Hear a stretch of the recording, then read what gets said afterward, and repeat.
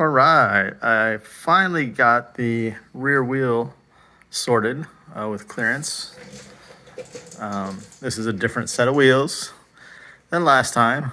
This doesn't have a bend in it. I had problems trying to get the bend fixed on a chrome wheel, chrome plated wheel, because then you got to strip the chrome and then re-chrome it. So I was actually able to buy a whole set of tires and wheels for less than what it would cost to do that one wheel. So anyway, here we go. This is the clearance I got going on.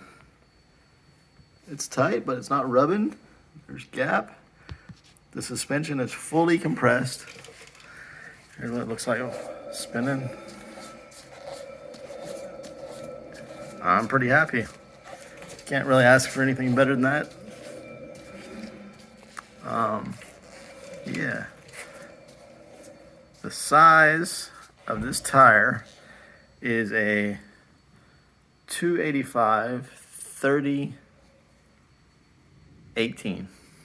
It's a 65 ET, and it's a Porsche 944 trailing arm, and it has the late offset axle stub, so it's the wider track.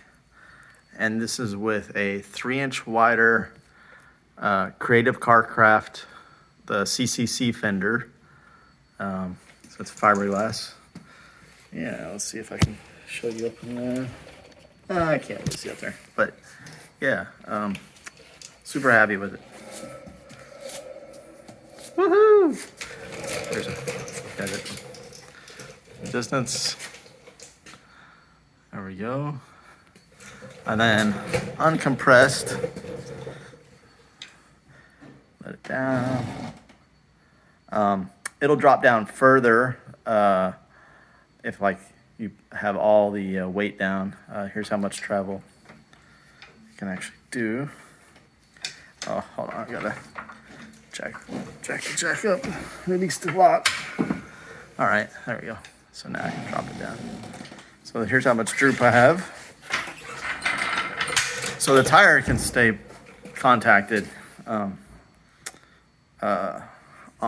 heavy, like let's say I'm left turn, nose diving, and this back end wants to come up. The tire will stay on the ground for quite a amount of travel.